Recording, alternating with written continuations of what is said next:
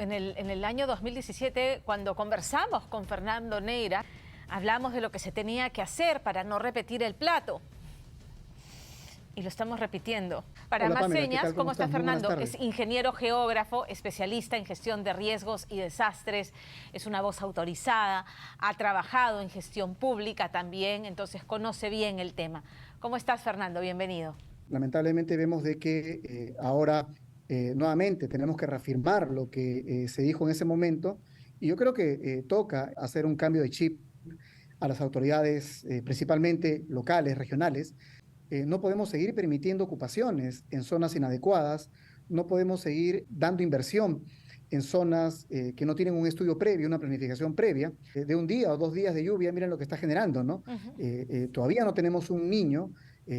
Las entidades científicas internacionales han anunciado que se estaría formando un niño en agosto y obviamente un niño no va a ser 1 o 2 días de lluvia, es una temporada, ¿no? Ese es un tema, digamos, que hay que comenzar, digamos, a trabajar desde ahora en cómo reducir las condiciones de riesgo de desastre y cómo también comenzar a trabajar las medidas de respuesta inmediata, sobre todo básicamente para evitar las situaciones que estamos viendo, ¿no?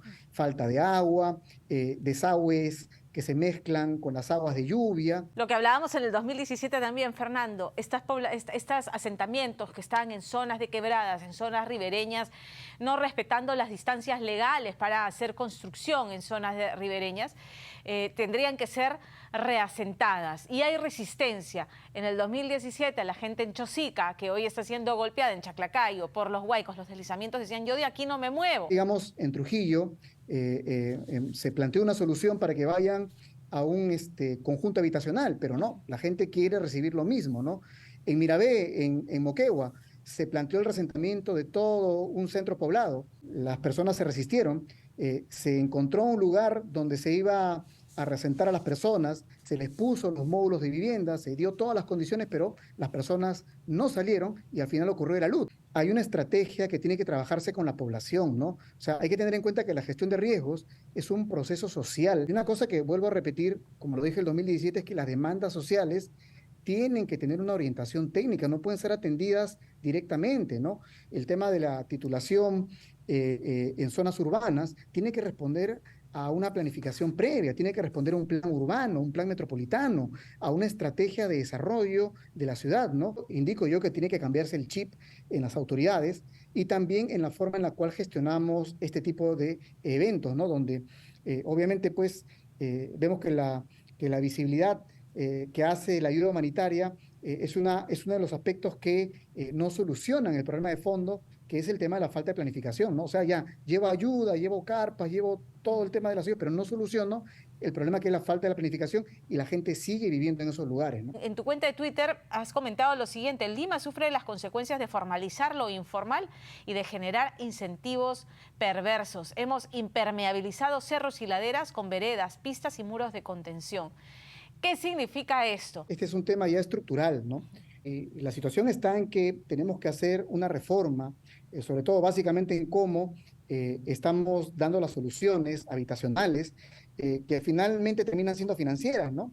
Mucha gente invade y ocupa zonas, ¿por qué? Por economía y Claro. porque hay también personas inescrupulosas que trafican terrenos en zonas inadecuadas y no tenemos los filtros adecuados que eviten ese tipo, digamos, de situaciones. Si uno se va, por ejemplo, a muchas zonas de expansión, vamos a seguir que ahí están las máquinas, están los trompitos, están ahí construyendo en zonas sin ningún tipo de intervención por parte de la autoridad local, ¿no? El Estado, pues, tiene que también tener en cuenta que no puede invertir o seguir invirtiendo, generando incentivos en zonas que no son adecuadas. Se ha hablado mucho de la lenidad en el trabajo de la autoridad para la reconstrucción con cambios, ¿no? Porque se enfocó en reparar infraestructura en vez de hacer trabajo de prevención. Tenemos que cambiar y poner, obviamente, pues, técnicos, funcionarios que tengan en cuenta una adecuada conducción de la gestión de riesgos, ¿no? La gestión de riesgos no es solamente reaccionar frente al desastre o esperar a que ocurra, es reducir el riesgo.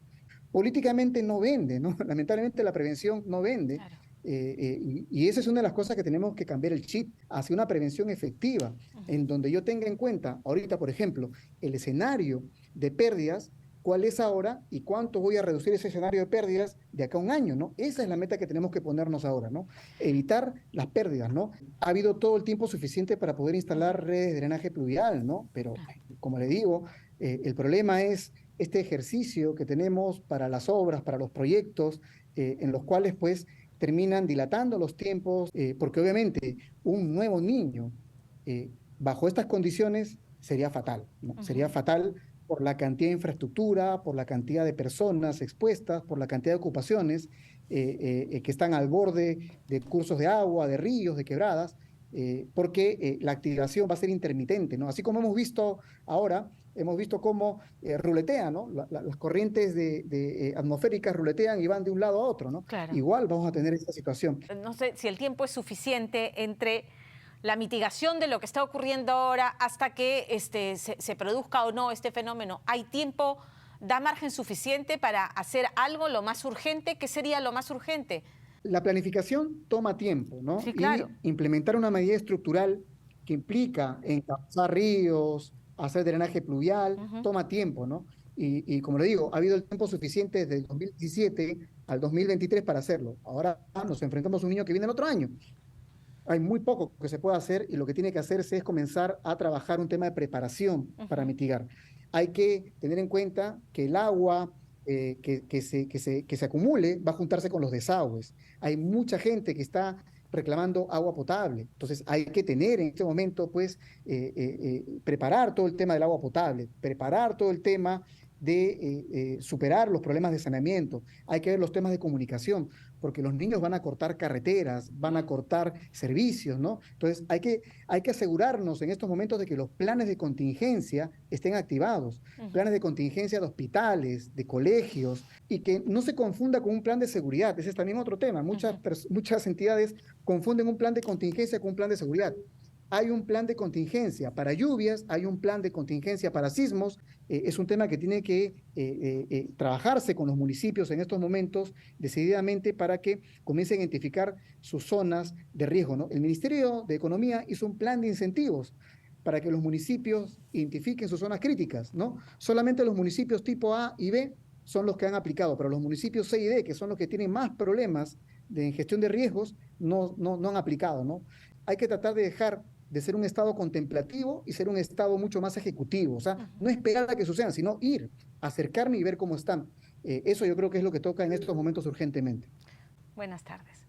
1:37. Dejar de ser un Estado contemplativo y más ejecutivo. Habían planes para hacer el reforzamiento de viviendas. Solamente lo aplicaron los municipios de sectores AB, los municipios AB. El resto, donde se concentra la población más vulnerable, CRI. Y así pagamos las consecuencias. Y las pagan los que menos tienen.